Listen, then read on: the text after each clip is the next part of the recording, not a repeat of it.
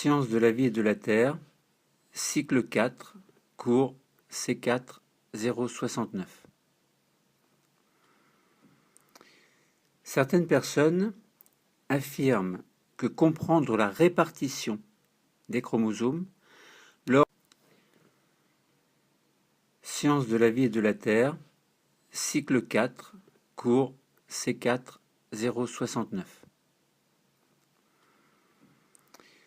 Certaines personnes affirment que comprendre la répartition des chromosomes lors Certaines personnes affirment que comprendre la répartition des chromosomes lors de la formation des gamètes permet à un couple de savoir si son enfant peut être un garçon de groupe sanguin A. Certaines personnes, chaque individu est unique. Certaines personnes affirment que comprendre la répartition des chromosomes lors de la formation des gamètes. Une partie du texte demande quelques explications. Une partie du texte demande quelques explications. Que signifie répartition des chromosomes? Que signifie chromosome? Que signifie formation des gamètes? Et que signifie gamète? Alors, dans l'ordre des choses, les chromosomes sont des portions d'ADN. Sur ces chromosomes, donc sur l'ADN, il y a des portions d'ADN qui correspondent à des gènes. Il faut rappeler que différents allèles peuvent représenter différentes versions, ce que nous avions vu dans un cours précédent. Gamètes. Que signifie gamète? Ce sont les cellules sexuelles, c'est-à-dire les spermatozoïdes chez le garçon et les ovules chez la fille. Et les ovules chez la fille. Autrement dit, l'homme et la femme possèdent des cellules sexuelles, spermatozoïdes, ovules.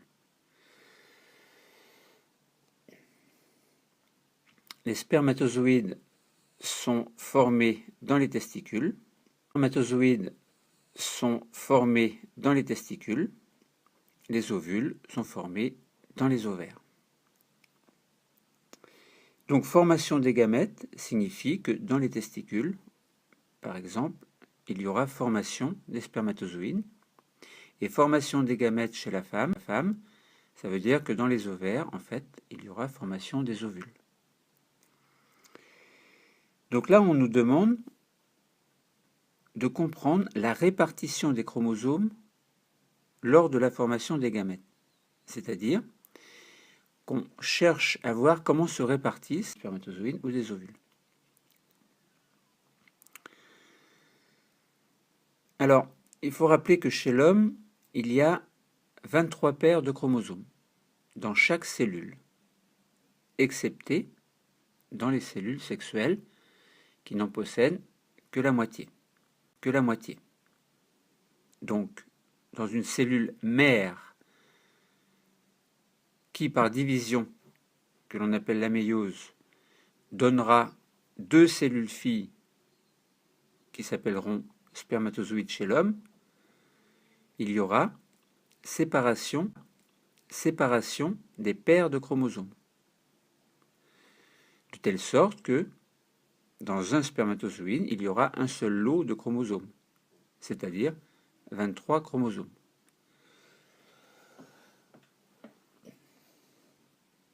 Il en est de même chez la femme.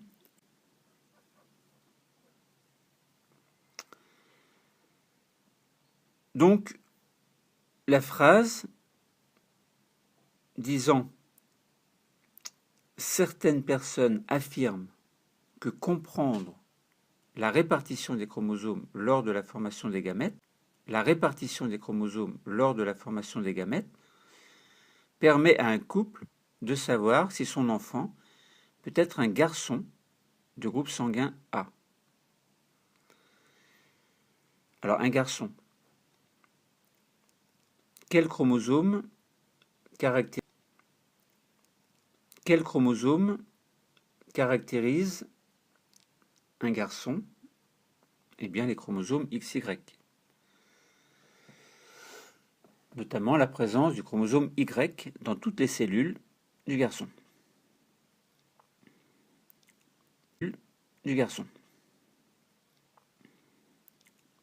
Donc on peut se poser la question, lors de la formation des gamètes, puisqu'il n'y a qu'un lot de chromosomes,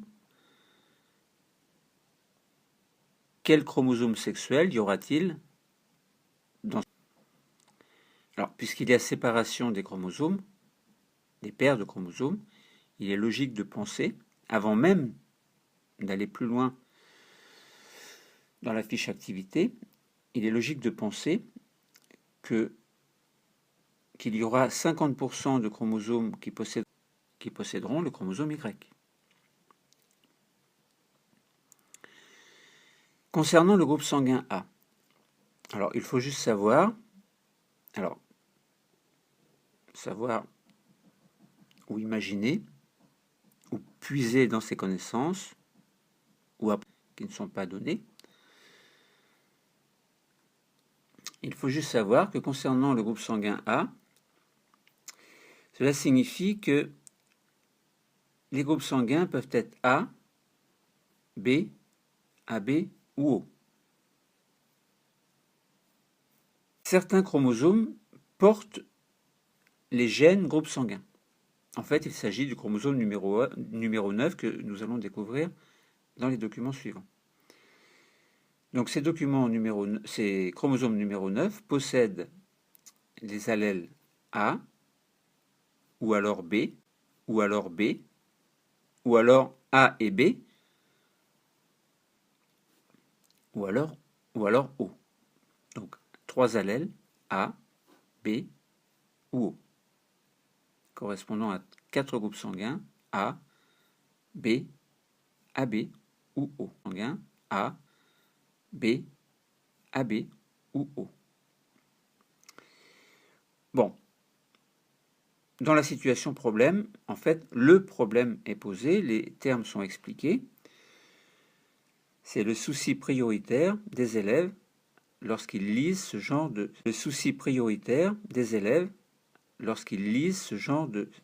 situation problème. Je relis une dernière fois le texte et je pense que ça devrait être clair dans l'esprit des élèves. Certaines personnes affirment que comprendre la répartition des chromosomes de la formation des gamètes permet à un couple de savoir si son enfant peut être un garçon de groupe sanguin A. Ensuite, il est dit, certaines personnes ne savent pas pourquoi chaque individu est unique. En effet, si on regarde autour de nous, on s'aperçoit que personne ne ressent par le fait que on fait partie de l'espèce humaine et que, bien sûr, on a des caractères en commun, mais que si on prend 2 personnes au hasard dans une population, il n'y a aucune ressemblance frappante, mis à part, je répète,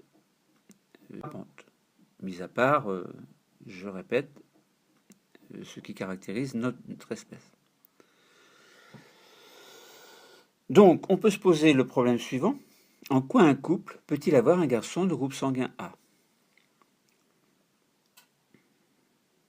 Un garçon, du garçon, un chromosome, enfin une paire de chromosomes XY, donc ce qui sous-entend qu'au cours de la fécondation, qui réunit les lots de chromosomes du spermatozoïde et de l'ovule, la cellule œuf, donc ce qui sous-entend qu'un spermatozoïde qui sera Y pourra féconder un ovule, parce que chez la femme, la formule chromosomique est 22 paires de chromosomes plus une paire de chromosomes sexuels qui est XX. Donc un spermatozoïde, une paire de chromosomes sexuels qui est XX. Donc un spermatozoïde X ou Y va féconder un ovule X, puisque la femme étant XX, lors de la formation des ovules, chaque ovule ne peut contenir qu'un chromosome X. et pas de chromosome X. Chaque ovule ne peut contenir qu'un chromosome X et pas de chromosome Y, évidemment. Donc il y a 100% des ovules possédant un chromosome X et 50% des spermatozoïdes possèdent X et 50% possèdent Y. Donc, si on prend un spermatozoïde au hasard, par exemple qui possède X fécondant, enfin le spermatozoïde fécondant l'ovule, les chromosomes X et X se mettent ensemble, se retrouvent dans la cellule Y qui féconde un ovule X, alors l'enfant sera le descendant sera un garçon. Bon. Donc, en quoi un couple peut-il avoir un garçon de groupe sanguin A? Concernant le garçon, ça n'a pas l'air de poser le groupe sanguin A. Concernant le garçon, ça n'a pas l'air de poser trop de problèmes. Il suffit d'imaginer que le père est XY, la mère est XX et qu'on aura 50% de chance d'avoir un garçon. Bon. Le problème vient plutôt du groupe sanguin A. Les parents veulent plutôt du groupe sanguin A. Les parents veulent un garçon de groupe sanguin A. Donc on a dit qu'il y a 3 allèles. Alors, l'allèle A est porté par un certain chromosome, donc en fait la paire de chromosomes numéro 9, et donc nous allons raisonner un petit peu plus loin pour savoir. Comment est-ce que l'on peut obtenir un descendant, donc un enfant de groupe sanguin A, qui soit un garçon évidemment. Alors on peut donner une consigne. Maintenant il est clair que même sans consigne, l'élève peut réussir par son raisonnement le problème sans passer par la consigne. Donc je donne la consigne. Après avoir expliqué dans les documents 1 et 2 comment se répartissent les chromosomes, parce qu'il faut se souvenir qu'on avait parlé de répartition des chromosomes lors de la formation des gamètes, donc c'est normal de savoir expliquer comment se répartit. Les élèves doivent-ils le rappeler? Il faudra ensuite déterminer à l'aide des documents 3 et 4 si la famille peut avoir un garçon de groupe sanguin A. Et pour aller plus loin, il faudra essayer d'expliquer pourquoi chaque individu est unique en utilisant l'ensemble des documents 1 à 4.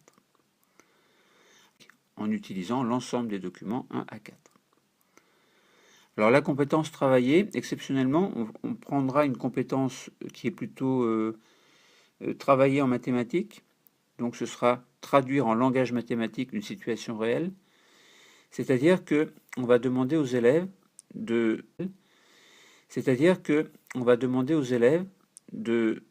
calculer le pourcentage de chances que les parents vont avoir pour avoir un garçon de groupe sanguin A. Alors pour ça, on verra, il est fondamental de savoir faire un tableau. Mais avant de faire le tableau de croisement, il faut absolument que l'on ait nos chromosomes avec leurs allèles, notamment les allèles des groupes sanguins, pour savoir comment on peut répartir les chromosomes, donc les allèles, dans les sexuels, donc gamètes et ovules. Donc allons-y pour l'étude des documents. Alors le document numéro 1 nous présente le karyotype de gamètes humains. Alors gamètes, spermatozoïdes et ovules. Alors effectivement, on voit 2 karyotypes. Et donc je laisse volontairement un petit peu de temps pour que l'élève puisse comprendre, l'élève a accès aux documents. En fait, bien sûr, il s'agit de mes élèves, donc mes élèves savent quels documents ils doivent travailler. Mais pour des raisons de droit d'auteur, je ne divulgue pas les documents. Alors, donc, on a le karyotype d'un spermatozoïde ou d'un spermatozoïde. Alors, ce qui étonne très souvent les élèves. Dans le karyotype du spermatozoïde, il n'y a pas de paire de chromosomes, mais simplement un nombre 23 de chromosomes. En fait, il y a 20. Autrement dit, nous sommes dans le cas d'un spermatozoïde qui contient le chromosome Y. Donc si ce spermatozoïde féconde un ovule X, parce qu'il n'y a que X chez les ovules, on obtiendra un garçon. Bon, et sur le karyotype d'à côté, c'est celui d'un ovule, donc 22 chromosomes, et non pas 22 paires, attention, plus un chromosome sexuel, X dans ce cas-là.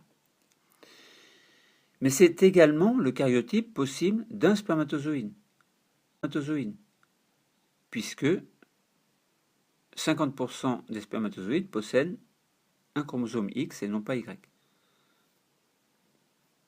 Donc on comprend bien pourquoi c'est le karyotype à la fois d'un ovule et d'un spermatozoïde, parce que le chromosome sexuel est X.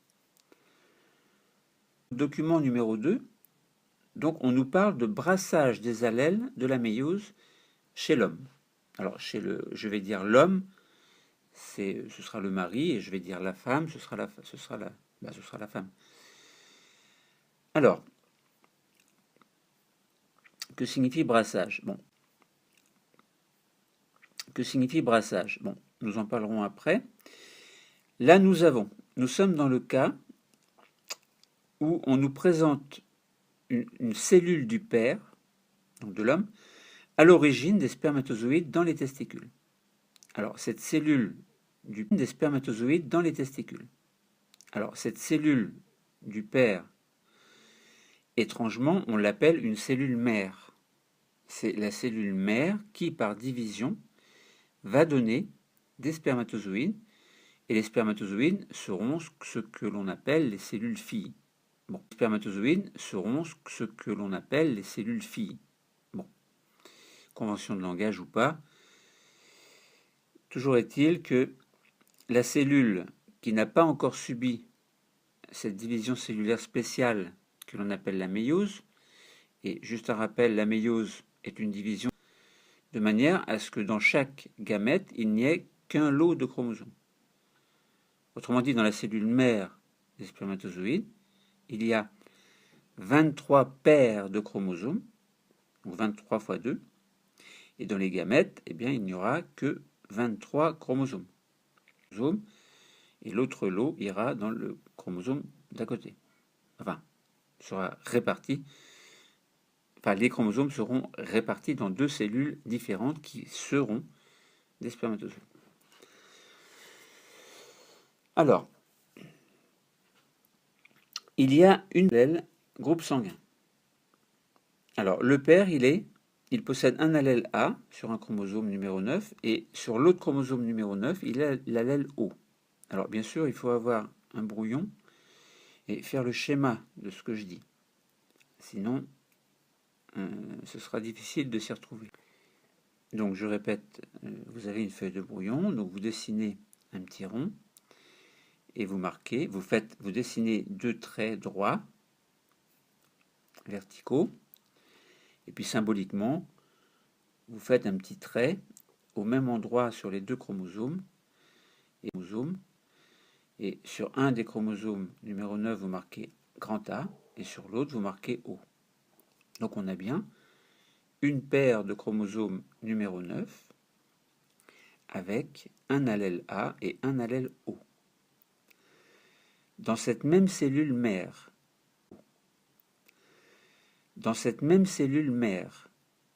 vous dessinez un chromosome X et un chromosome Y. Alors, vous pouvez vous faire un X et faire un Y, si vous le souhaitez.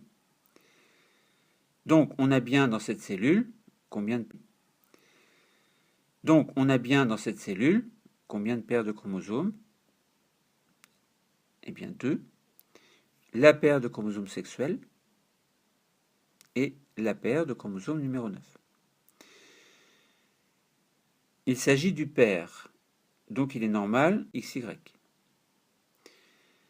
Et le père est de groupe sanguin A. Alors, il y a A et O, on pourrait se dire, il pourrait très bien être du groupe sanguin O. Mais on dit que le gène A est dominant par rapport au gène, enfin l'allèle A plutôt du gène groupe sanguin on dit qu'il est dominant à l'allèle O. Alors du coup, on dit que O est récessif par rapport au chromosome dominant A. Alors, petite parenthèse, pour que le groupe sanguin O s'exprime, il faut que sur la paire de chromosomes, il y ait 2 fois l'allèle O. Il faut que sur la paire de chromosomes, il y ait 2 fois l'allèle O. Alors, la personne sera du groupe sanguin O. Alors, la personne est du groupe sanguin A si elle est AO ou AA. Bon, c'était une parenthèse. Donc, en quoi consiste la méiose? Eh bien, à séparer les paires de chromosomes. Donc, vous faites un petit peu plus bas une flèche, vous faites 2 cellules, 2 ronds, vous rajoutez un petit flagelle, l'allèle O, vous le mettez de l'autre côté. Donc ça veut dire qu'il y a un spermatozoïde qui possède l'allèle O et un spermatozoïde qui possède l'allèle A. Alors mettez par exemple l'allèle O à gauche, enfin sur la cellule, sur le spermatozoïde de gauche, et l'allèle A sur le spermatozoïde de gauche, et l'allèle A sur le spermatozoïde de droite. Seulement, un problème se pose. Les paires de chromosomes se répartissent au hasard. Donc, vous avez décidé, se répartissent au hasard. Donc, vous avez décidé, ou on l'a fait ensemble, de mettre O à gauche et A à droite. Mais on aurait pu aussi mettre O à droite et A à gauche. Donc, là où vous avez marqué, là où vous avez dessiné vos 2 spermatozoïdes, à côté vous marquez OU et vous redessinez 2 spermatozoïdes. Et vous jouez le jeu de dire que vous jouez le jeu de dire que vous mettez l'allèle O à gauche et l'allèle A à droite. Alors bien sûr, si les spermatozoïdes bougent, ça revient au même. On a 2 fois les mêmes spermatozoïdes. Enfin, on a plutôt des spermatozoïdes qui possèdent, des spermatozoïdes qui possèdent les mêmes allèles. Ça ne change rien qu'on les mette à droite et à gauche. Mais vous allez voir que lorsqu'on va répartir les chromosomes sexuels, il en sera tout différemment. On ne pourra pas dire les chromosomes. Il en sera tout différemment. On ne pourra pas dire les chromosomes ont le même patrimoine génétique. Alors, on essaye. Vous aviez dessiné les 2 premiers spermatozoïdes, l'un à gauche, l'autre à droite. Eh bien, puisque au cours de la méiose, il faut aussi séparer la paire de chromosomes sexuels, il faut donc séparer XY. Alors, vous allez mettre par exemple Y à gauche et X à droite. Autrement dit, on se retrouve avec 2 spermatozoïdes. L'un possède sur le chromosome numéro 9 et le chromosome X.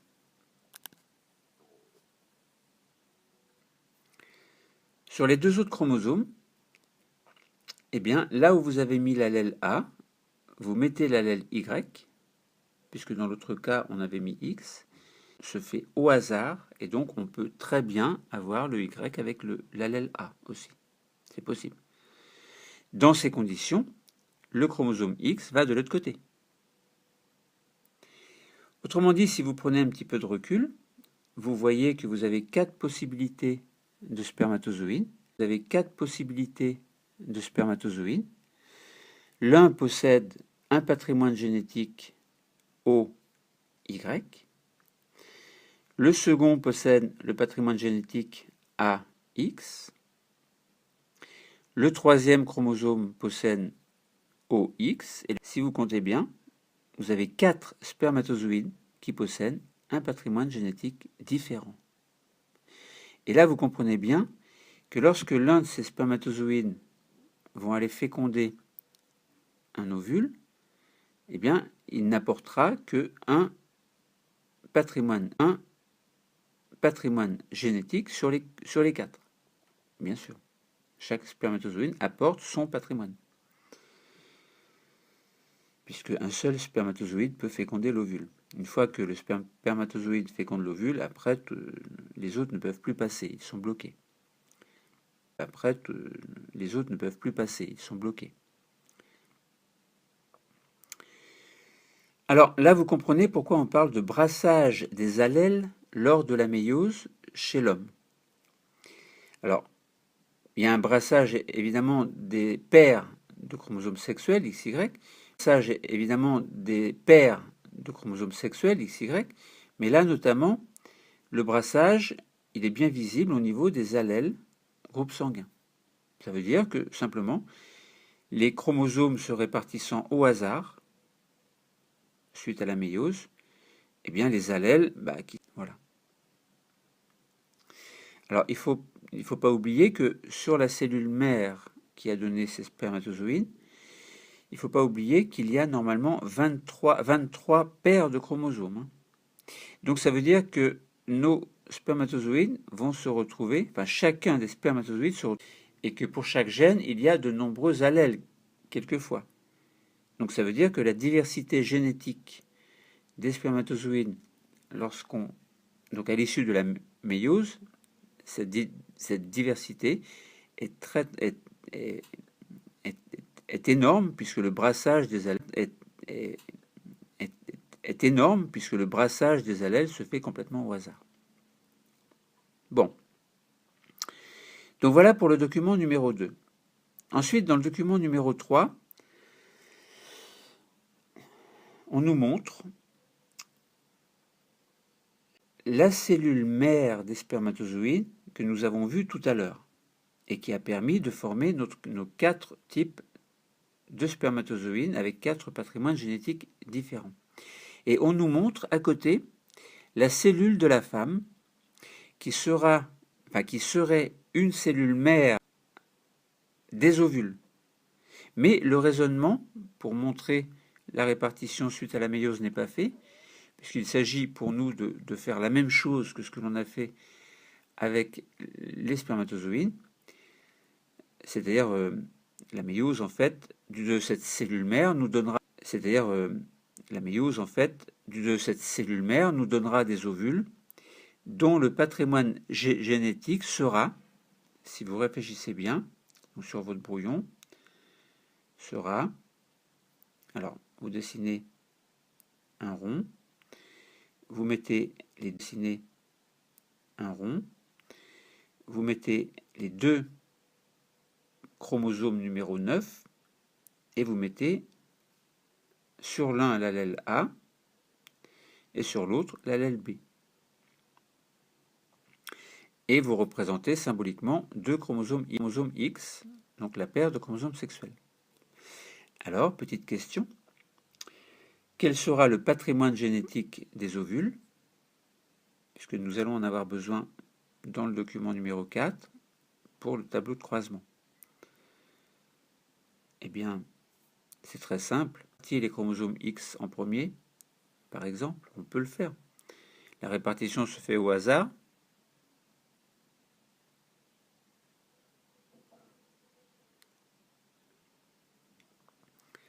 Eh bien, on se retrouvera avec 2 ovules dont le patrimoine génétique sera BX.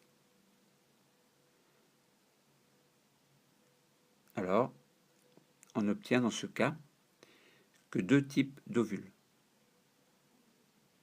Donc 2 patrimoines génétiques différents. Voilà, maintenant passons au document numéro 4. Il s'agit de faire un tableau de croisement. Alors, on parle de brassage des allèles lors de la fécondation. Tout à l'heure, on a parlé de brassage des allèles lors de la méiose.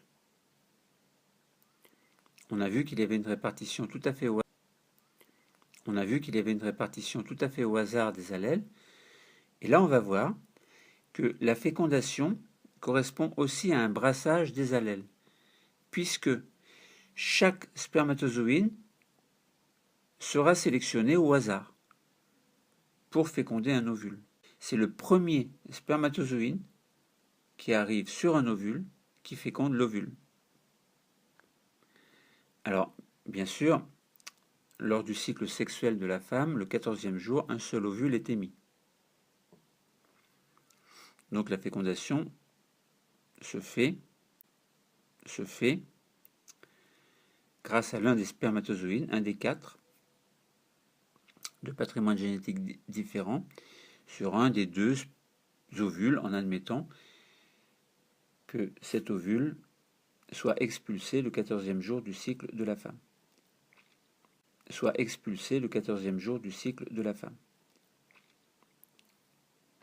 Alors, prenez votre brouillon et faites le tableau de croisement. Alors, si vous voulez un peu d'aide, vous tracez une ligne horizontale,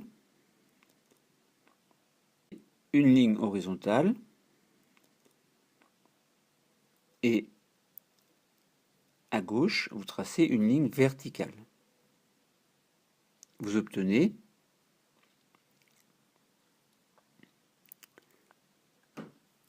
au niveau du croisement de ces lignes, vous avez une petite diagonale, vous marquez gamète du père, c'est-à-dire spermatozoïde du père, et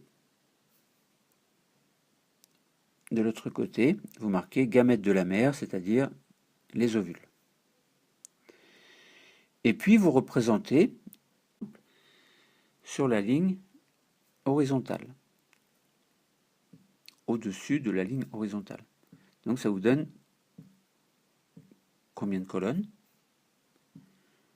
Alors au total, il y a 5 colonnes, mais concernant les spermatozoïdes, il n'y a que 4 colonnes. Les ovules, il y a 2 lignes, avec un nombre total de lignes de 3.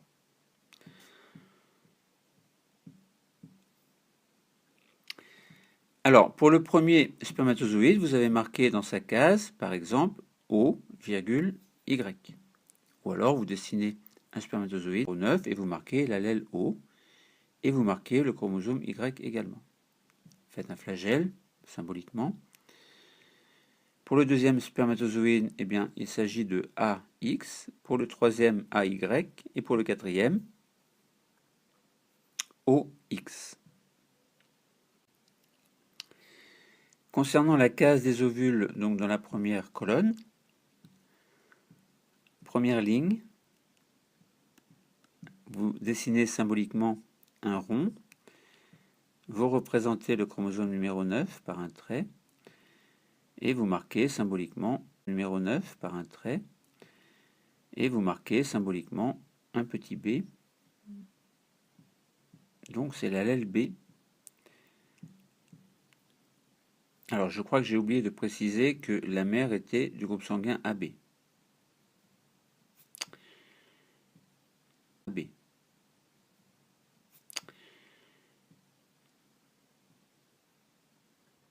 Donc, un ovule possède B et le chromosome X, et l'autre ovule possède A et un chromosome X. Alors maintenant, que faire avec ce tableau de croisement? Eh bien, il s'agit de représenter la fécondation, qui sera considérée comme une fécondation au hasard. Alors, il nous faut, on avait dit, un garçon. Donc, il nous faut que des chromosomes Y. Des chromosomes Y. Puisque seuls les spermatozoïdes portent un chromosome Y. Autrement dit, il nous faut éliminer la deuxième et la quatrième colonne.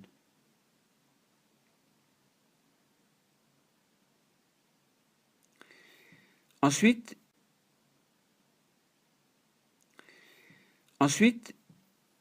il nous faut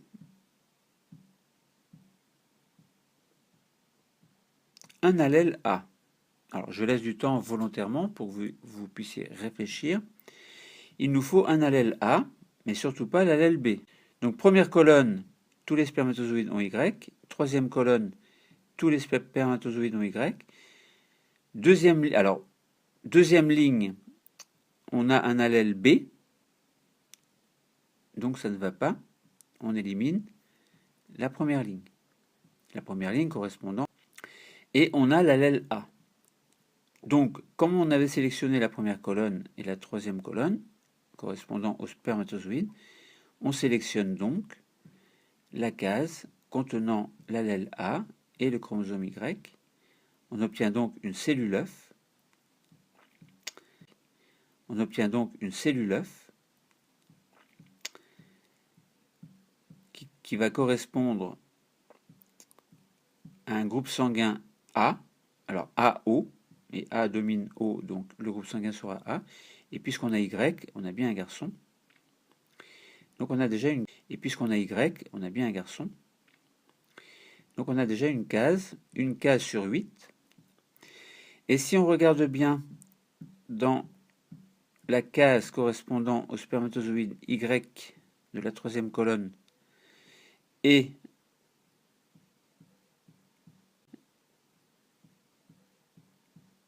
l'allèle A de la deuxième ligne de l'ovule, on s'aperçoit qu'on a bien un garçon de groupe sanguin A également, sachant que là on a 2 fois l'allèle A. Autrement dit, avec 2 cellules œufs qui donneront par division cellulaire, que l'on appelle la mitose cette fois-ci, un nombre incalculable de cellules qui vont s'organiser, bien sûr, pour donner un embryon.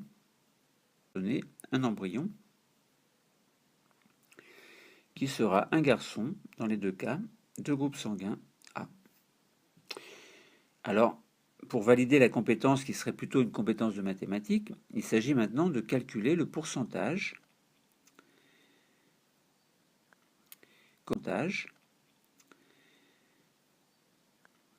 correspondant à ces 2 cases sur les 8 au total. Donc, 2 cases sur 8, ça fait une case sur 4, et 1 divisé par 4, ça fait 0, et 1 divisé par 4, ça fait 0,25, soit 25 sur 100. Autrement dit, 25%. Ce qui signifie que les parents ont 25% de chance d'avoir le croisement à présenter l'ensemble des possibilités des cellules œufs d'un couple. Une cellule œuf hérite d'une seule combinaison parmi toutes celles possibles pour ces 2 paires de chromosomes. Donc, si on fait un bilan, on voit bien que le brassage de chaque gamète, qu'il soit spermatozoïde ou ovule, et donc que la diversité allélique, qui est très importante, permet d'avoir des cellules œufs qui sont absolument uniques.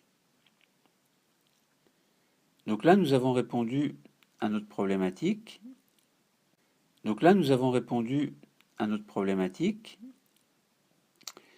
À savoir la probabilité qu'avait ce couple d'avoir un enfant de groupe sanguin A et qui soit un garçon. Alors, nous pouvons maintenant nous amuser. Chacun des élèves doit posséder. Alors, s'agissant de mes élèves, ils ont bien sûr la fiche, mais s'agissant des autres élèves, bien sûr, il va falloir peut-être recopier le texte, ou du moins le comprendre. Allons-y. Analysons rapidement les documents à la lecture de la correction, bien sûr, parce que nous en avons largement parlé. Documents 1 et 2 d'abord. Le document 1 présente les 2 types de gamètes humains et les karyotypes correspondants. On peut clairement identifier que ces cellules possèdent la moitié des chromosomes, la moitié des paires de chromosomes, par rapport à celle de l'individu dans lequel toutes les cellules possèdent 23 paires de chromosomes. Autrement dit, là, dans lequel toutes les cellules possèdent 23 paires de chromosomes. Autrement dit, là, chaque gamète ne contient que 23 chromosomes. Donc 22 chromosomes plus une paire de chromosomes sexuels, ce qui fait 23. Le document numéro 2 Alors, sans entrer dans les détails de la méiose, à l'origine des gamètes, montre le résultat de cette division. Bien qu'en ne représentant que 2 paires de chromosomes dans la cellule, on obtient une diversité de gamètes génétiquement différents. Donc là, par exemple, c'était 4 types génétiques différents chez les spermatozoïdes et 2 types génétiques différents au niveau des ovules. Maintenant, les documents 3 et 4. Alors d'abord le document 3, il présente les 2 paires de chromosomes étudiés chez les parents. Donc on avait vu que chez le père, c'était les allèles A et O, groupe sanguin, et la paire de chromosomes XY. Tandis que chez la mère, c'était le groupe sanguin A et le chromosome XX. Le document 4 permet de montrer la diversité des cellules œufs pouvant être formées par ce couple. Autrement dit, c'était le tableau de croisement. Et on voit bien, par exemple, qu'on avait 8 cellules, 8 cases en fait différentes qui correspondaient à autant de possibilités. Alors, correction de la consigne que nous avons lue tout à l'heure, en début de cours, en début de séance. Documents 1 et 2, il fallait expliquer comment se répartissent les chromosomes lors de la formation des gamètes. Donc on en a largement parlé, nous allons lire le texte. Lors de la formation des gamètes, des paires de chromosomes au cours d'un mécanisme appelé méiose, c'est une division cellulaire en fait. Chaque gamète formée possède donc 23 chromosomes, et attention, non pas 23 paires. On a un chromosome de chaque paire. Donc ça, on a un chromosome de chaque paire. Donc ça, c'est ce que l'on montrait dans le document numéro 1. Si on observe la répartition aléatoire des allèles dans le document numéro 2, on constate qu'un même individu peut former des gamètes génétiquement variées. On peut former des gamètes génétiquement variées. On dit qu'au cours de la méiose, il y a un brassage des allèles. Un brassage parce qu'ils se répartissent tout à fait au hasard. En considérant seulement la paire de chromosomes sexuels, pour savoir si l'enfant sera une fille ou un garçon, et la paire de chromosomes numéro 9 portant les allèles A, B ou O, responsables du groupe sanguin, on constate que l'homme, donc le mari, peut créer. On rappelle que les allèles ont été brassés au hasard. Donc là, nous avions dit 4 types génétiques différents au niveau des spermatozoïdes. Dans les documents 3 et 4, il fallait déterminer si le couple pouvait avoir un garçon de groupe sanguin A. Alors, nous avons vu que oui, c'était 25%, mais fallait-il encore le comprendre, faire le tableau de croisement et faire le calcul. Donc, en réunissant les gamètes formées par le mari et la femme, dans le document numéro 3, et en construisant le tableau de croisement, on peut trouver toutes les cellules œufs possibles, puisque les gamètes se rencontrent au cours de la fécondation. On dit qu'au cours de cette fécondation, il y a brassage des allèles. Donc croisement, pourquoi croisement? Parce qu'on croise les spermatozoïdes avec les ovules pour donner une cellule œuf. Alors chacun des gamètes ayant une originalité génétique, donc au niveau allèle et chromosome, eh bien, donc unique. Ainsi, le couple a 2 chances sur 8, soit 1 chance sur 4, soit 25%, d'avoir un garçon de groupe sanguin A. Alors, dans les documents 1 à 4, pour aller plus loin, on peut expliquer pourquoi chaque individu est unique. Eh bien, en raisonnant sur l'ensemble des allèles des 23 paires de chromosomes, et non pas sur une seule paire numéro 9 où on avait parlé des allèles groupe sanguin,